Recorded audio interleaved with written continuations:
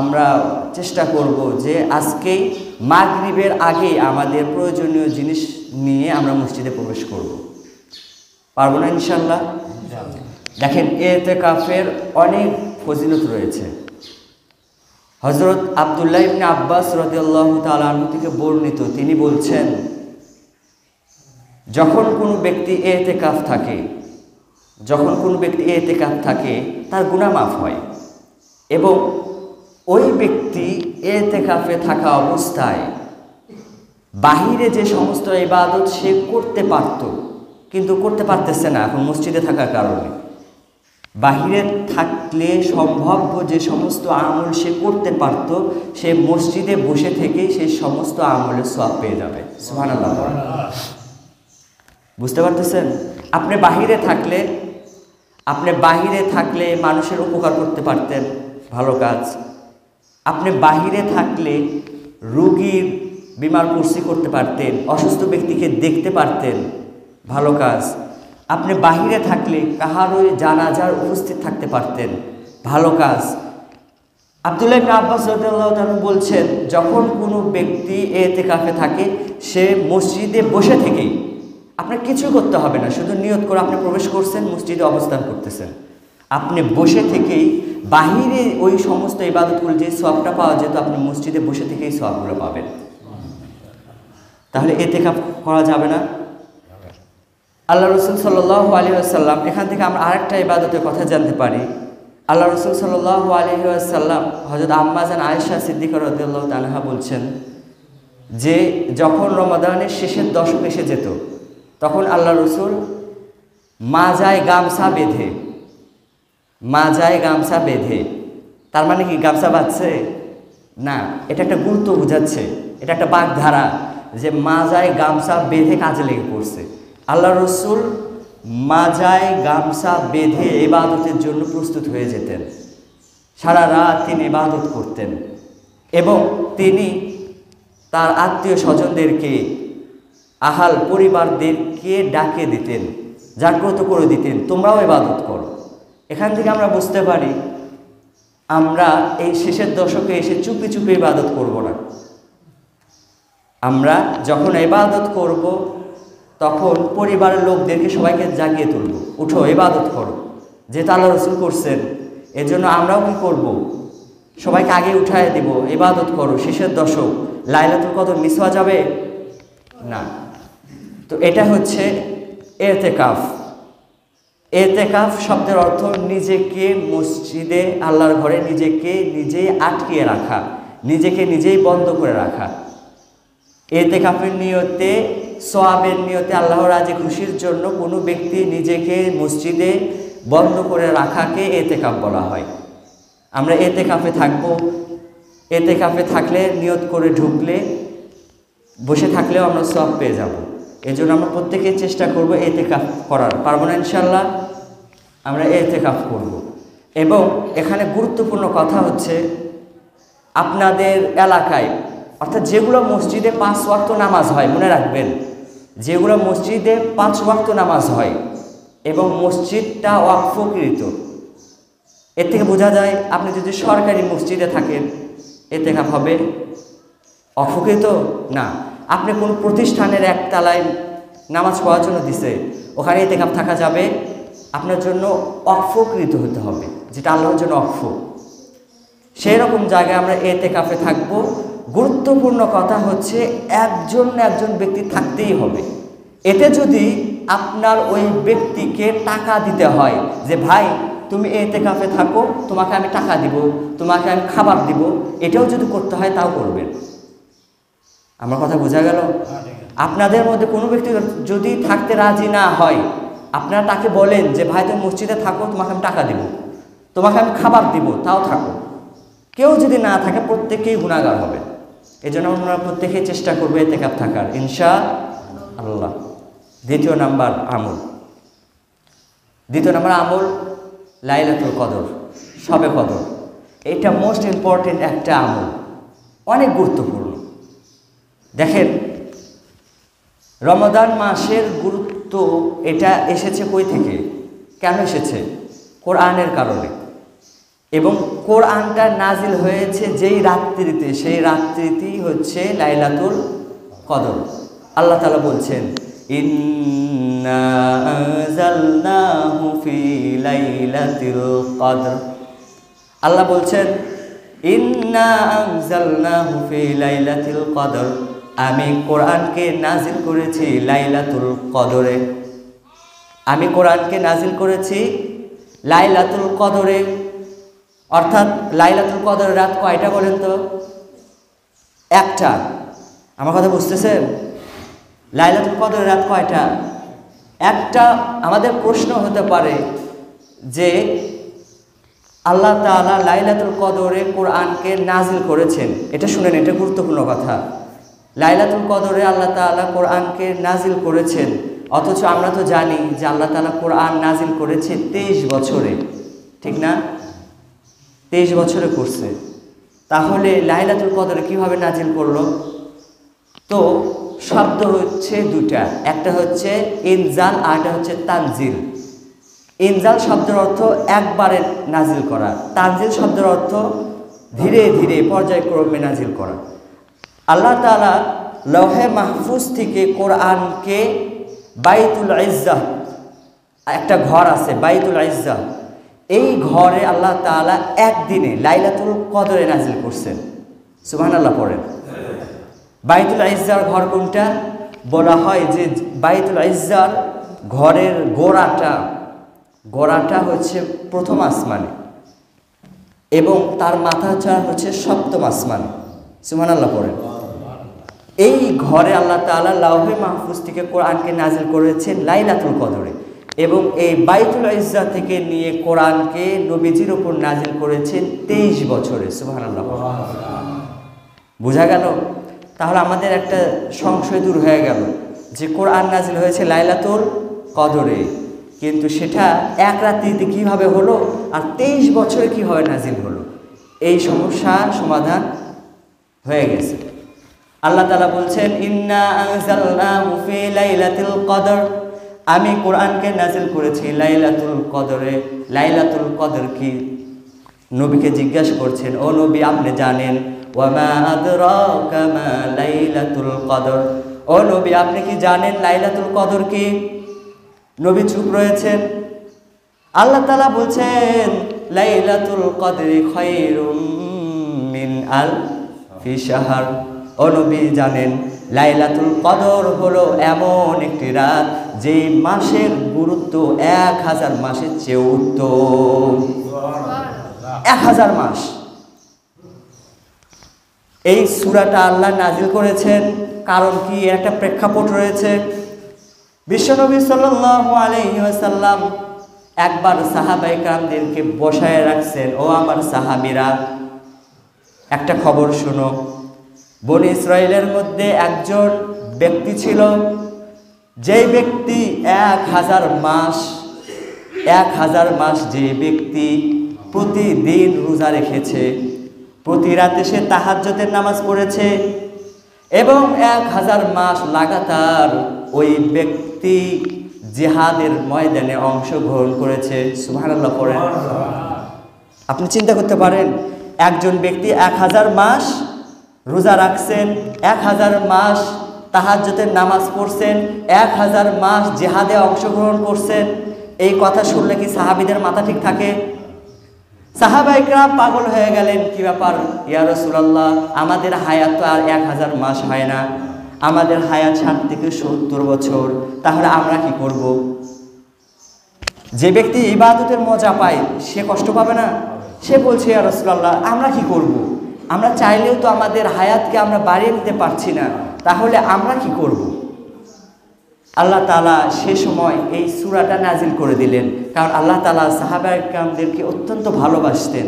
আল্লাহ তাআলা তখন নাজিল করলেন যে লাইলাতুল কদরি খায়রুম মিন আলফি শাহর, আমি তোমাদেরকে এমন একটি রাত দিলাম যেই রাত্রিতে কোরআন নাজিল হয়েছে, যেই রাতটা 1000 মাসের চেয়েও উত্তম। 1000 মাস অর্থ 84 বছর 4 মাস। 84 বছর 4 মাস, যেখানে বনি ইসরায়েলের লোকেরা তাদের আয়ু পেত 700, 800, 1000 বছর, সেখানে কি 84 বছর বেশি কিছু না, কিন্তু আমাদের জন্য বেশি কিছু। এজন্য আল্লাহ তাআলা একটা রাতই আমাদেরকে দিয়েছেন 1000 মাসের চেয়েও উত্তম। এটা হচ্ছে লাইলাতুল কদর। এই রাত্রিতে কি হয়? তানাজ্জালুল মালাইকা, ও নবী আপনি জেনে রাখেন, তানাজ্জালুল মালাইকা, এই রাত্রিতে ফেরেশতারা জমিনে নেমে আসে। তানাজ্জালুল মালাইকাতু ওয়ার রূহ, এই রাত্রিতে পৃথিবীর যত ফেরেশতা আছে, এমনকি জিব্রাইল আমিন, রূহ শব্দের অর্থ জিব্রাইল, এমনকি জিব্রাইল আমিন এবং পৃথিবীর যত আসমানের জমিনের যত ফেরেশতা আছে সবাই জমিনে চলে আসে। তানাজ্জালুল মালাইকাতু ওয়ার রূহু ফিহা বিইذনি রাব্বিহিম, তারা কি নিজে নিজে জমিনে নেমে আসে? না না, বিইذনি রাব্বিহিম, তাদের রবের অনুমতি ক্রমে জমিনে নেমে আসেন। রোজাদারকে, যারা লাইলাতুল কদরে ইবাদত করে, যারা মুমিন রয়েছে, তাদেরকে অভিনন্দন অভ্যর্থনা জানানোর জন্য।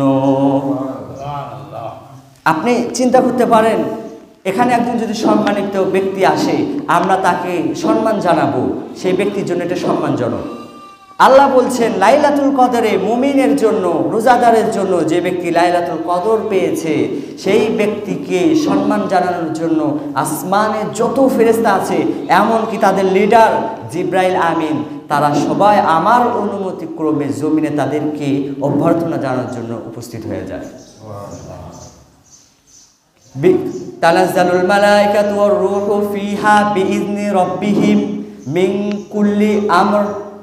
এরপর আল্লাহ বলছেন তারা যে জমিনে যায়, তারা জমিনে কি নিয়ে যায় আপনি জানেন?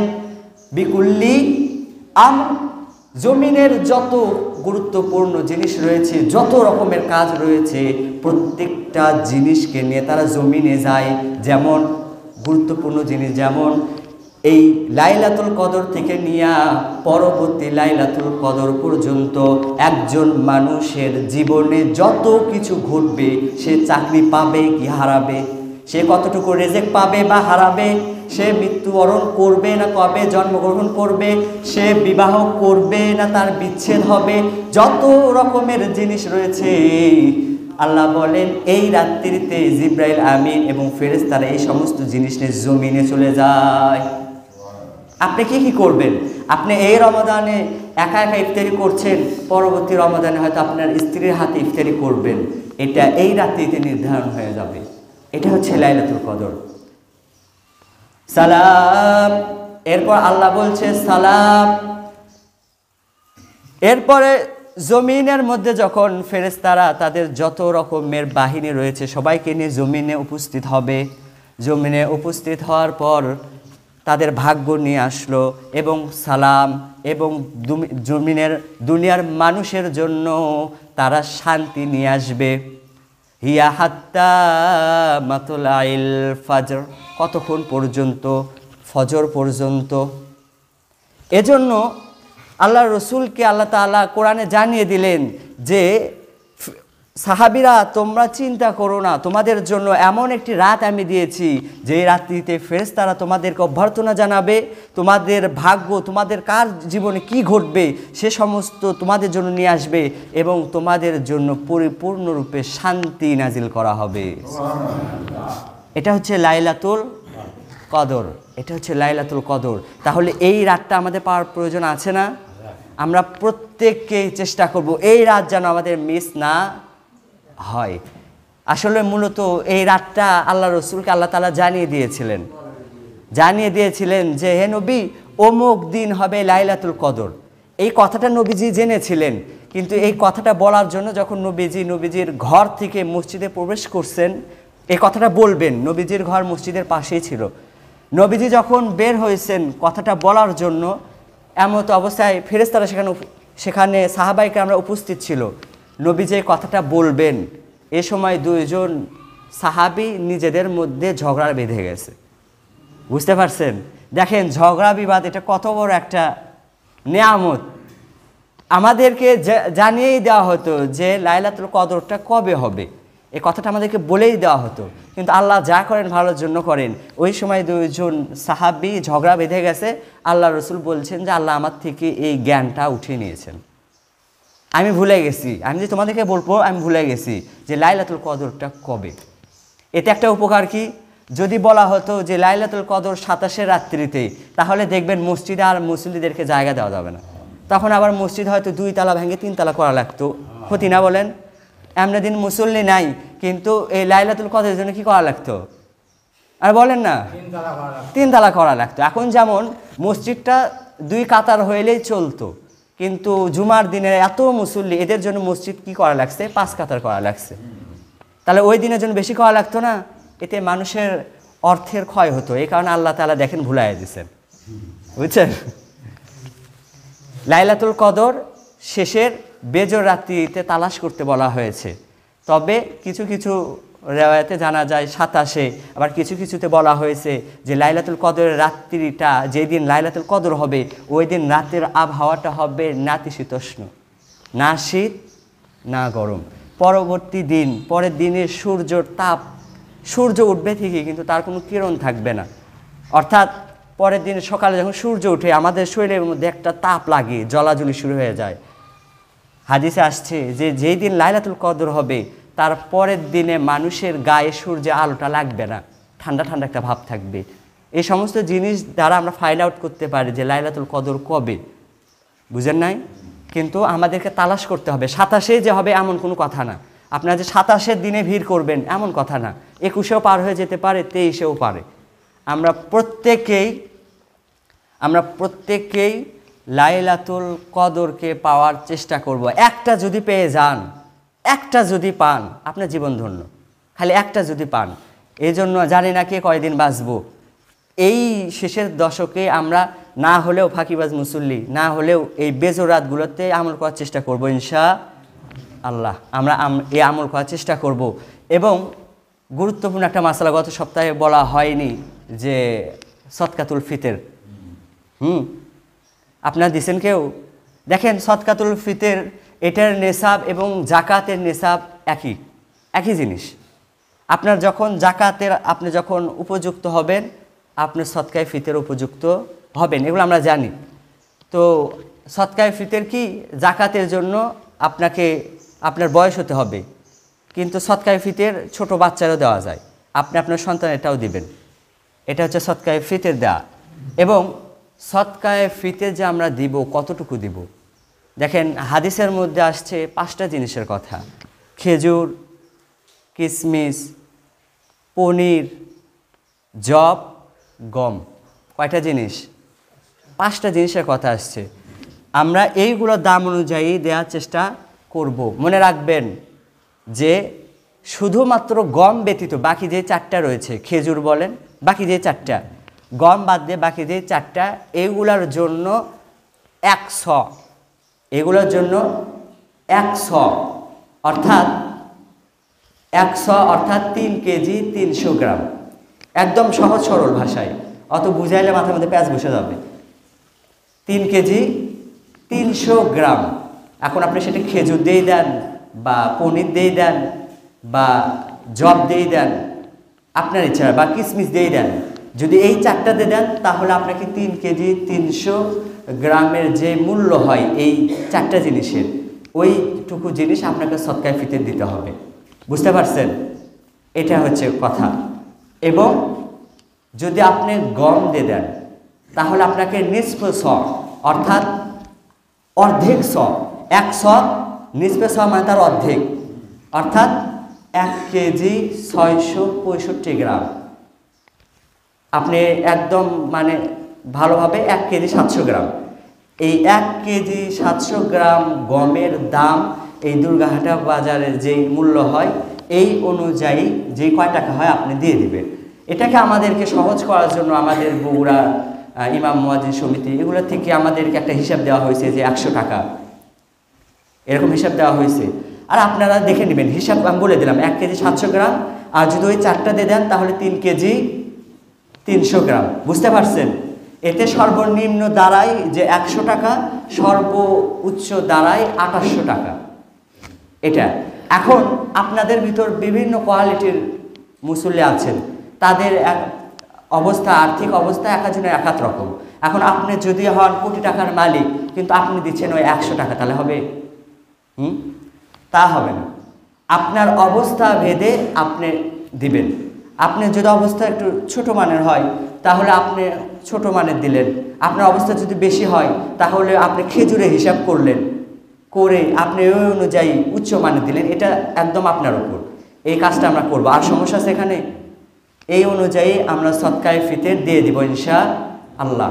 এখন কথা, আজকে একটু সময় নিই, কিছু মনে করেন না, আজকে একটু সময় নিই। সদকায়ে ফিতর আমরা কেন দিব? দেখেন, নামাজের মধ্যে যদি আপনার ভুল হয়ে যায়, তাহলে এটাকে ঠিক করার পদ্ধতি কি? সাহু সেজদা, সেজদায় সাহু দেওয়া, তাহলে নামাজ হয়ে যাবে।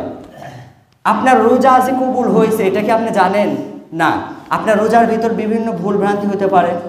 এখন এই ভুলগুলাকে আপনার রিকভার করার জন্য, এটাকে সঠিক করার জন্য আপনাকে সদকায়ে ফিতর দিতে হয়। এজন্য আমরা প্রত্যেকে সদকায়ে ফিতর দিব তো ইনশাআল্লাহ। আরেকটা গুরুত্বপূর্ণ কথা, এটা না বললেই না, সেটা হচ্ছে আমরা জানি যে গত 17 রমাদান, বলেন তো 17 রমাদানটা কোন দিন? বিশেষ কোন দিন বলেন তো? 17 রমাদানে ইসলামের সেই বিশাল মহা যেই যুদ্ধটা, অতি সুনামধন্য যে যুদ্ধটা, বদরের যুদ্ধ সংগঠিত হয়েছিল। এটা আমরা সকলেই জানি, যেটা অতিবাহিত হয়েছে আজকে 20 রমাদান। 17 রমাদানে বদরের যুদ্ধ সংগঠিত হয়েছিল। ওই দিন মুসলমানরা কাফেরদের বিরুদ্ধে যুদ্ধ করেছিল। আর আমরা এইবার এসে দেখলাম যে ওই 17 রমাদানে আমাদের মুসলিম ভাইদের ওপর ইহুদিরা ওই একই দিনে নির্মমভাবে আমাদের ওপর হত্যা চালানো হয়েছে। খবর পাইনি আমরা? 17 রমাদানে সেহারির সময় ফিলিস্তিনের ওপর ইসরায়েল বাহিনী হামলা করেছে এবং আমরা খবর পেয়েছি 4 শতাধিকের বেশি, এর মধ্যে বেশিরভাগ ছোট ছোট বাচ্চা, শিশু, ছোট ছোট বাচ্চাদেরকে হত্যা করা হয়েছে। দেখেন, বেঈমানরা, আপনি যদি একটু ঘাটাঘাটি করেন, একটু যদি থিসিস করেন, তা আপনি দেখবেন যে এই রমাদান, তার পূর্বের রমাদান, এইগুলাতে খেয়াল করে দেখেন যে ইসরায়েল যখনই ফিলিস্তিনের উপর হামলা করেছে, রমাদান মাসে হামলা করেছে। কত বড় নিষ্ঠুরতা! এই রমাদান মাসে হামলা করেছে, হয় ঈদের দিন করেছে, হয়তোবা রমাদানের প্রথম করেছে, এইবারে এসে 17 রমাদান বদরের দিন, এটা পরিকল্পিতভাবে যুদ্ধবিরতি চলছিল, তারা হামলা করেছে এবং বেশিরভাগ শিশুদেরকে হত্যা করেছে। তাহলে আমাদের করণীয়টা কি? আমরা যে মুসলিম, আমাদের করণীয়টা কি? আমরা কি করব? আমাদের কাছে কি কোনো পলিটিক্যাল পাওয়ার আছে? আমাদের কাছে কি কোনো আর্থিকভাবে সাহায্য করার কোনো সামর্থ্য আছে? আমাদের নাই।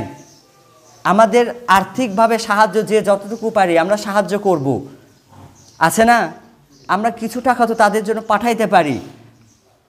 আমরা মনে রাখেন যে আমি আপনাদের মসজিদের খতিব, আমি আপনাদের, এই যে মনোযোগ দেন, আমি আপনাদের মসজিদের খতিব, আমার দায়িত্ব আপনাদেরকে কথাটা জানিয়ে দেওয়া, এই মেসেজটা আপনাদের কাছে পৌঁছে দেওয়া। আপনারা এটা মনে করেন না যে আমরা মুসল্লি, আমাদের তেমন কোনো কর্তব্য নাই, আমরা থাকি গ্রামে, আমাদের কোনো কর্তব্য নাই। মনে রাখেন, আলা কুল্লুকুম রাইন ওয়া কুল্লুকুম মাসউলুন আন রাইয়াতিহি। আল্লাহ রসুল বলেছেন, তোমাদের মধ্যে প্রত্যেকটা ব্যক্তি হচ্ছে দায়িত্ববান। প্রত্যেকটা ব্যক্তি। আপনি মনে করেন না আমার কাঁধে কোনো দায়িত্ব নাই, এ কথা রং। আপনার কাঁধেও দায়িত্ব রয়েছে এবং প্রত্যেককে তার স্তর অনুযায়ী তাকে জিজ্ঞাসাবাদ করা হবে। আল্লাহ তাআলা প্রত্যেককেই প্রশ্ন করবেন। এখন আপনি বুঝে নেন আপনার মর্যাদাটা সমাজে কোন স্তরে, আপনার দায়িত্বটা সমাজে কোন স্তরে, আপনাকে সেই অনুযায়ী আল্লাহ তাআলা জিজ্ঞাসা করবেন। আপনাকে দ্বারা কতটুকু উপকার হবে এটা নিজেটা ফাইন্ড আউট করে। তো আমরা প্রত্যেকে আপনাদেরকে মেসেজ দিলাম যে আমাদের ভাইদের ওপর হামলা হয়েছে, তারা নির্মমভাবে হত্যাযজ্ঞ চালিয়েছে, ছোট ছোট বাচ্চাদেরকে তারা হত্যা করেছে। আমাদের করণীয়টা কি? আমরা তো তাদের বিরুদ্ধে এখন আর জিহাদে যেতে পারছি না, পারবো না। আমরা শুধু একটা কাজই করতে পারি, যে বসে বসে সৌদি আরবকে হয়তো গালাগালি করতে পারি। কি বলেন? আমার কথা বুঝতেছেন আপনারা? সৌদি আরবকে গালায় কি লাভ? কারণ আমাদের নিজেদের মধ্যে, আমি একটু সময় নিচ্ছি আজকে, কিছু মনে করেন না, আমাদের নিজেদের মধ্যে ভ্রাতৃত্ব বোধটা নাই। আমরা নিজেরাই নিজেদের মধ্যে সবসময় লেগে থাকি। আপনি সৌদি আরবকে গাল দেখি করবেন, যখন যখন ইসরায়েলকে সাহায্য করার কথা আমেরিকা জানায় যে আমরা তোমাদের পাশে আছি, তখন তারা কি বলে? যে তাদের ধর্মকে কি বলে? তারা প্রে করে যে যে আমাদের গড, আমরা চাই তোমরা কি করো? ইসরায়েলকে বিজয় দান করো। তারা এইটুকু করে বসে থাকে? আমার কথা বুঝতে পারছেন আপনারা?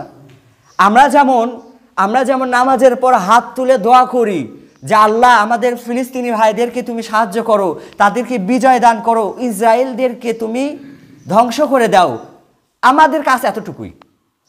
পৃথিবীর অন্যান্য মুসলিম কান্ট্রিতে তারা বিভিন্নভাবে বিক্ষোভ করে, আমাদের দেশে এটা নিতান্তই কম। আমরা সেভাবে করতে পারি না, আমরা শুধু দোয়া করতে পারি, জাস্ট এতটুকুই। যদি দোয়া করাই সমাধান হইতো, তাহলে আল্লাহ রসুল কোনদিন জেহাদ করতো? এখন জেহাদের কয়েকটা ভাগ আছে, বুঝেন। আমরা সৌদিকে গালি দিচ্ছি, সৌদি যদি এখন ওদের সাথে লেগে পড়ে, আপনি যাবেন সাহায্য করতে? কোন দেশ যাবে? এরদোয়ান, তুরস্কের, সে বলে যে আমি সাহায্য করব, অথচ কোনো ফিলিস্তিনি আমাদের দেশে প্রবেশ করতে পারবে না। এটাই সাহায্য। অথচ আমেরিকা যখন বলছে আমরা ইসরায়েলকে সাহায্য করব, তখন তারা রণতরী সমুদ্র পথে পাঠিয়ে দিচ্ছে, তারা অস্ত্র দিয়ে সাহায্য করছে। এটাকে বলে সাহায্য। আর আমরা কি করি? শুধু দোয়া করি, আর আন্তর্জাতিক মহলে শুধু তাদের জন্য সহমর্মিতা জানায় যে আমাদের ভাইদেরকে হত্যা করা হয়েছে, কি করা যায়? জাস্ট এতটুকুই না, আমাদের জন্য জেহাদ করতে হবে। কি জেহাদ? আপনি তো এখন পথে নেমে জেহাদ করতে পারছেন না, তাহলে আপনি কি করবেন? আমাদের দেশে ওদের যে সমস্ত পণ্যগুলা রয়েছে, এগুলাকে সর্বপ্রথম বয়কট করেন। কথা আমার বোঝা গেছে?